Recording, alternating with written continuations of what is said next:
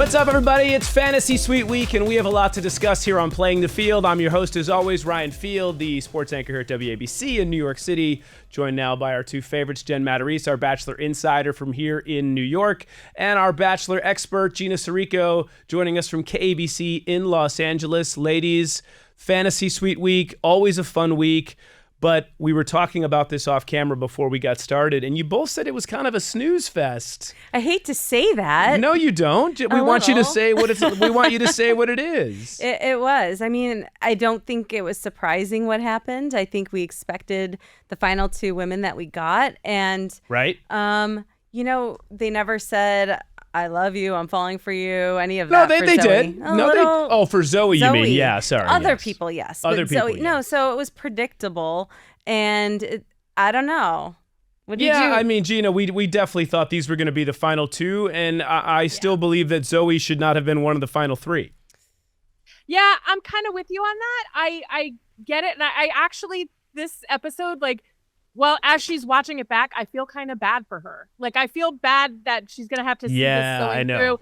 It's very plain and obvious that the connection that he had with the others was not the same as the one that he had with her. So I'm sure it must have been very difficult for her to watch back. Yeah, and listen, she was put in that position not through her own fault, her own doing, I should say. We still really don't know what went into Grant's decision. I mean, I feel like we talked to him about that. Yeah. But I don't know if we got like a concrete answer from him as to why Zoe was one of the final three without getting a one-on-one date. And I think he said because of that conversation they had where she talked about why she is the way she is, and instead of But there had to have been more to it than that. You know what I mean? Over the course of several weeks before you get to the fantasy suite. Unless something else turned him off about other people. That's exactly what I think. Right? Whether it was the Dina family thing or the Carolina crazy thing, that's not me speaking. That's the girl speaking here. We didn't say it. You did. Whether it was them saying, it could have been something like that. But yeah, so which we start out with Juliana. First off, do we think this was the correct order that we saw them in? They had to do it this way because everyone wanted to know what happened on Letia's date. Yes, exactly. Right? So you have to save that for last. And we did have this conversation, we should point out, on a previous award-winning episode of Playing the Field, where I said, if you were the ladies, would you rather be first or last in the fantasy suite? And for the listeners who may have missed that part, your answer to that question was? I don't even remember. Oh my goodness, Gina, Jen, what was the answer first. to the question? We both said Yes. we wanted to be first That's to kind of right. set the tone. Okay. Because yes, you don't want any other things going through his head about other people. You want to set the tone. We're setting the tone right now. I'm glad Jen was here for that episode where she gave that. I mentally checked out. Where now. she gave that answer. So now that we are going to set the tone right here with Juliana's date, and so great to see Daisy back from Joey's season. Daisy, a Playing the Field fave. She's been a guest on this podcast. Yep.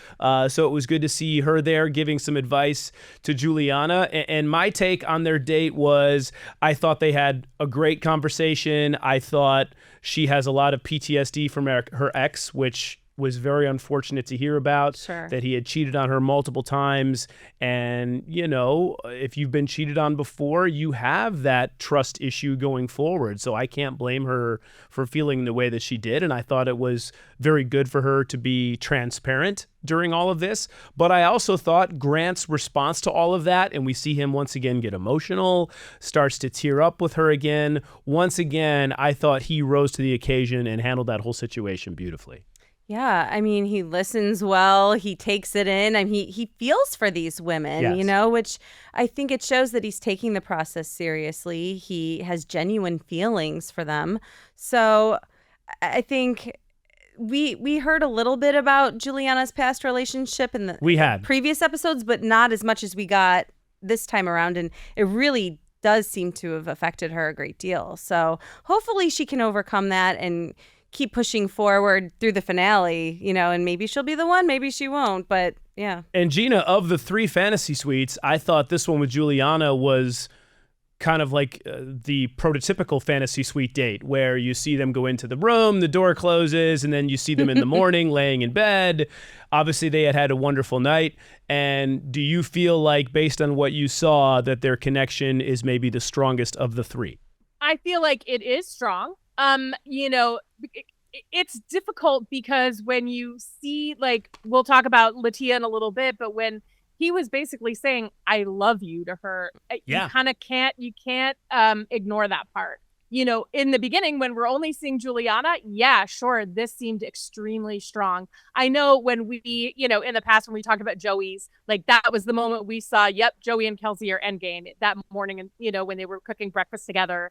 That was the thing. I didn't really catch that in any of the three of these. Agreed. Because it just felt a little different. They didn't have like that sort of, they didn't have that scenario. We'll just put it that way. But it was really sweet. And I do feel like when, you know, when he was leaving and she was like, bye boyfriend. And he was like, bye girlfriend. Like that was so cute and sweet. And it's something that a couple in love would say, you know, I do feel like there is something very strong there. I feel like you had. Sorry, go ahead, Gina. Sorry to cut you off. And him crying when they were, you know, like you know, the night before when they were, you know, he was crying. Like I think he really just feels so much for her, and you know, you can't deny that. Yeah, I don't know. I think that they have the most lighthearted relationship and they have the most fun together. If I'm picking how things went over the 3 dates, I would say that I liked their date the best, and they seemed to. I don't know, just mesh together. I think with Litia, there's a lot of pressure there. I think that there's a lot that goes along with that but he doesn't seem bothered by the pressure, you know, but I think that's something he's going to weigh in the end. Yeah, I think they have the most fun relationship. I think his heart and maybe head is probably with Litia, but I think that he sees Juliana as someone who they could live their best life, travel, just have this wonderful adventure. She's not in a rush to have kids like Litia is. So I think there's a lot of these factors at play. She called it a 12 out of 10 night, which kind of gave you an idea of how their evening went in the fantasy suite. But again, this goes back to my original question. If you'd rather be first or last, Ricky Bobby, if you ain't first, you're last. If you're first, now, as Juliana says when she says bye boyfriend, now she's like, great. Now I get to spiral the next couple of days, knowing what's going to happen, which is where I feel like I would rather be the last person, because then you get your last chance to make the last impression. And we'll get into Latia's whole mindset about this date, which I thought she hit the nail on the head. I thought she handled it perfectly, which takes us to the, if you will, most awkward of the fantasy suite dates. And Zoe was there, and she has an awesome visit from Rachel, which, as she pointed out, I mean, Rachel and Joey didn't have a ton of one-on-one time. I mean, I know they had the dancing date. Just the fact that they brought her on to talk to her, I was like, oh no, this is like a sign of doom. Right. We're preparing for the worst. We're preparing for the worst, yes. The Bachelor sleuths, no doubt, had those same thoughts as this date was about to unfold. I also feel like she was set up to fail a bit. Silent date, come on. This girl, they need to get to know each other. That was not good. Because all she wanted to do was get questions out. All she kept saying is, we need to have a conversation, we need to talk, and then she gets silent yoga. Well, if I had a nickel for the number of times a woman has asked me to go on a silent date, should I take that the wrong way? Yes. I mean, that's... Sometimes we've asked you to do the silent podcast. Yeah, the silent podcast. I'm going to sit here and blink. Partner. Yes. I'll blink twice if I agree with you, and we'll just do it that way. But listen, I thought their date, it felt like a first date. And it was a fantasy suite date. It kind of was. She's like, tell me something about yourself. She's like, I really don't know much about you. What's your favorite color? It was just like, that was so awkward. Yeah, this whole thing just feels like, but again, that's through no fault of hers because she hadn't had a one-on-one date. And I don't know. I just thought the whole thing was not romantic. Cringe. I thought they had this weird goodbye picnic on the beach. They never even showed him the next morning. I mean, when the camera crew came in there, was he sleeping on the floor? Was she sleeping in the bed? We're kind of left to assume that it maybe wasn't the most romantic. Or maybe they seemed happy at the end of it. They didn't say they weren't happy, but I don't know. Maybe they wouldn't, but... I was almost waiting for like a handshake at the end of it. Like, hey, this has been great. Nice deal. We'll see. Maybe we'll see you in Bachelor in Paradise. Not sure. Yeah. So I have to say that one before, in the beginning when he was waiting for her to come, like to get to the date, he looked so uncomfortable and awkward and pensive. And like, when you saw him, when you saw Letia come up, he got a smile on his face. When you saw Juliana come up and then they greeted each other. It was all smiles and happy. With this, I feel like there may have been a little bit of extra pressure here because it's like, okay, how do I get through this? Right. Knowing that she's not the one. That's exactly what I was going to say. It's kind of uncomfortable on all facets here. Yeah, I mean, he just had this amazing overnight with Juliana, and he knows Letia's waiting in the wings, and now he's got this middle person that he's like, well, I might as well just get one more hookup in before I propose to my wife. You know what, though? I have to say, I don't know that he did. I don't know that he did I don't know. I mean, it's hard to say, but like, what would have led him to pick her for the final three? It almost goes back to what we said, that it was maybe something he didn't like about Dina or Carolina, but in my opinion, he must have really not liked something about them to then go with Zoe, who he really didn't have much of a connection with, I felt like, and that was very evident during this very awkward date. Or he just wasn't sure, and he's like, well, let's just give it a shot, you know? And for her, she probably thought the same thing, like, maybe things will go extremely well. Like, A+ in positivity for her going into it with a positive mindset, giving it a shot. It definitely wasn't the date she wanted. It didn't go the way she exactly wanted. But I mean, I think she made the best of it. It's just so funny. Like they didn't have a one-on-one the whole season, and then their one date is a silent yoga date where they can't talk. And they have to be like uncomfortably close right off the bat before even getting those conversations. Like sometimes you need those warm-up talks and feel like you know someone a little bit before you're like, Absolutely. So we knew this thing was not going to work from the jump, and that ended up being the case. Obviously, she did not get a rose, which brings us to Letia's date. Interesting choice, and I revert to my Bachelor insiders and experts here. Katie from Zach's season, and they're still together, correct? Yes, they're due to get married. Due to get married. Your thoughts on Katie being the one? I thought they would have stuck with the Joey season theme. Me too. And then they brought in Katie. I what was Kelsey your reaction? Was popping out yeah, there, right. No. I thought Kelsey. Right. What did you think when Katie came? That's an interesting choice, and I didn't really remember the whole backstory until she shared it. I was like, oh, I remember this. I remember this. Thing. Right. And so I was worried that Grant might say something to Litia about the previous two, but he didn't. And I think that was a good move on his part to just keep it about them. Yeah, and I thought that overshare. Yeah, and I thought that was great advice that Katie gave her, Gina, that listen, what happened the previous two nights, don't let that affect your relationship. And again, if I'm going third like Litia is, I don't want to know what happened. I want to focus on me and my partner. And then, as she said, when push comes to shove, when it comes down to an engagement, then obviously we have some conversations to have about what went down in the fantasy suites. But I thought that was the only way to play it. And that's exactly how she did, Gina. Yeah, absolutely. And if we're going to talk about the order, I mean, we talked about the order earlier. Like, this is the pressure of being last. Where you have to think about, you're sitting there for the however many days thinking about what he's doing and the connections he's forming with everybody else. Right. So there really is no great spot in the order of these dates because no matter what, you're feeling the pressure.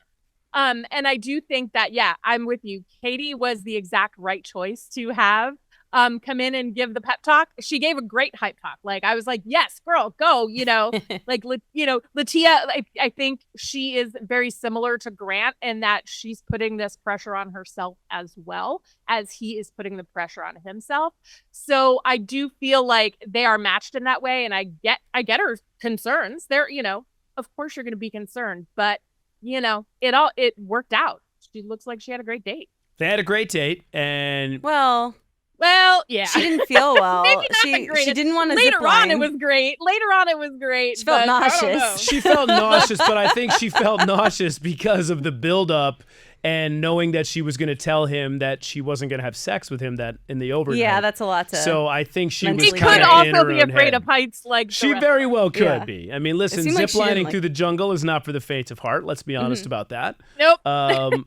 Gina, we know where you would be on the platform, not on the zip line, and just kind of watching everybody else. Yeah, exactly. This is why I could never be on this show. They would make me do all of it. I could zip line, but I couldn't jump out of a plane.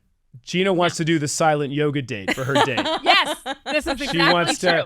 She wants to just sit there and wanna do kneel that. down and not talk. So that If you had sounds to pick great. a date, what date would you pick? Which one of these three? Which one of the three? Yeah. I would do the zipline date, obviously. Yeah, that's okay. the most fun. I love that. And you get to kind of get out of your comfort zone a little bit. But yeah, I mean, clearly she was in her own head about what was going to happen with that conversation later that night. Let me tell you what I don't like about Litia. Ooh. She's got this weird baby voice thing that I don't like. And I know you two are probably not going to, I know you two are not going to agree with me on this, but she's got this weird, like, hi, like when she talks to him. Well, now I'm going to hear it all the time. Yeah. And she's got like these crazy eyes things that she does. She does and do that a little. Yeah. Sometimes. See, I knew Am you I doing noticed it that. now? No. Yeah. She's got like a crazy eye thing. So this is just my observations. This is why you bring me in for the male perspective for better or for worse. You're a is tough that why? judge. That's why. Yeah, right. But listen, I think ultimately, Letia is, he said it best. He goes, this is the person you come on this show to find, basically, in so many words.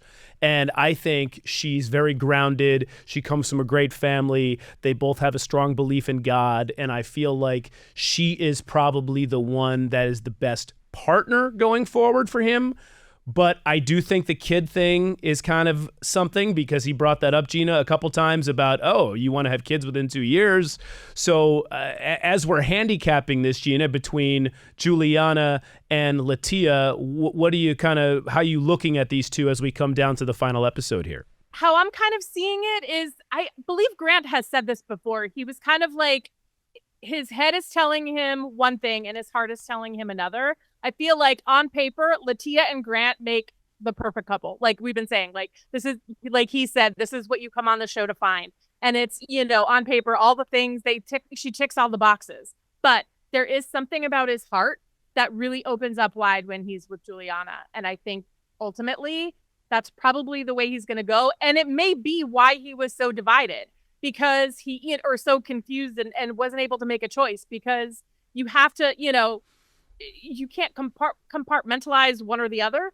The head and the heart have to kind of be in sync on this. And so I feel like that's kind of might be the direction he's going here. I don't know. All good thoughts. All Yeah. good thoughts. Do we think that her not wanting to sleep with him has any effect on anything? No, I don't think so at all. Because we've talked before about, if you're going to marry someone, you need to know about your physical chemistry. I mean, obviously they've done some other things. Yeah, but maybe he there were also some said, I think he's PG-13 been things that celibate for a transpired while. in the. Well, he hasn't been celibate considering he probably hooked up the previous 2 nights. We don't so know. We don't know that. I We don't know feel that, like- but he has said that he was celibate before I feel this. like the So- celibacy went out the window if I was a betting man at this point. Well, Which is probably why he was like, oh, we're not going to have sex? That's okay. I'm Well, cool. But he tells her he loves her. Well, and Yeah. this is the thing. Flat out. and then I'm glad you and then said kind of that. regrets it a little bit, right? So that's what I'm wondering. Right, and but I thought his "I love you" to Litia felt the most organic, Sure. and the strongest of the 3. The way he said it, of the 2, I should say, since he didn't say it to Zoe.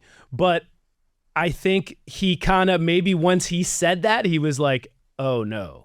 And then in the episode for next week, he says, tune in to see my demise. And he is, I don't think he was joking. No, I think No. if I'm going to just like project what I would think would be the problem here, it's that he said he loved Litia, and he probably did in the moment. Like he felt those feelings and he said it, but he also feels feelings of love of some sort for Juliana. Yes. Maybe when they meet his family and seeing them in that environment and get, the way the conversations go, maybe one of them fits in better with his family. And if that is Juliana, then he's like, oh my gosh, I actually really love this one. And then he's like comparing and he has to decide. And how do you tell someone that you told them you love them one day and then take it back the next? And not necessarily take it back. He obviously is probably going to always have feelings Of for them course. of some sort. But it's the Ben Higgins problem where he said, I love you to 2 people. Right. And listen, I do think, and he even says this, I never thought in my life that I'd find myself falling for 2 people. And I thought his conversation with his parents, which continues in the next episode, when his mom says, I need you to get out of this situation, however she phrased that. Yeah, what is the situation? What is, yeah. And Something about walking away. I need you to walking walk away from that. right. I need you to walk away from that. So who is she talking about? Maybe, mom knows best. Maybe she'll kind of get a good judge of the 2 when she meets them both. I thought that was was kind of one of the cool little side notes of this episode, that his mom and dad, who hadn't seen each other in 8 years, are brought back together in the same room, which had to have been kind of a crazy moment for him and his sister seeing that as well. Good. They did. They seemed good. They seemed like in a good place, which was happy for Grant. Yeah. I was happy for him that went well, or at least it seems like it's going to go well for him. Gina, what's your take on the trailer from what we saw next week? I do feel like I wonder if that line about with his mom saying, "I need you to walk away from that." It's a great line, and I'm wondering if we're being like thought to think, like played to think that it's something other than what it is. Maybe it's just like, "I need you to walk away from, being in your head too much." It may be something like that. Yeah. I'm hoping that's what it is. I think that it's going to be really interesting to see how he gets to the place that he gets. He has told us he's happy, so I am hoping that he is still happy. I hope there's an engagement. I hope he, has found his person. Do we think there's an engagement, Gina, at the end of this? I think there probably is an engagement. Are they still together? After watching all of this back, I have to wonder if any of this has played a factor into their post-show relationship. Engagement at the end of the show, Jen? I think he'll get engaged, but then same with Gina. I'm starting to get a little worried. I know. I'm worried, I want him to be happy, especially after the Jen season. Yeah. Well, I would love to see a happy and what is the conclusion. after the final rose going to be like? I can't believe we're already at the season finale. I know, mean, this quick. season just flew right by. Which we also were reminded that we got from Jesse, even when there's only 2 roses, we still got this is the final rose tonight. Do we have to do that when we're down to the final 2? We do. And does he have to talk in his Batman voice? Yes, he does. Say your goodbyes, Zoe. It's you just, I don't know where that voice comes from. Goodbyes. Yeah, take a moment and say your goodbyes. I'm By the way, I'm she glad I got all the handled things so that bug well. me off my chest here from this episode. I'm glad you guys let me get that off my chest. I appreciate it. It's been the airing of grievances. It has been the airing of grievances. It has been the airing of grievances, and we are looking forward to the next airing of Playing the Field. We get to discuss the finale next week. I can't believe it's here. And, Like you we're said. going to have a guest hopefully next week. I hope so. On hopefully. Tuesday, yeah. Yep. So we got a lot coming up. We are happy that you guys were along for the ride to discuss all the fun in Fantasy Suites and setting the table for one great finale. For Jen and Gina, I'm Ryan. We will see you next time on Playing the Field.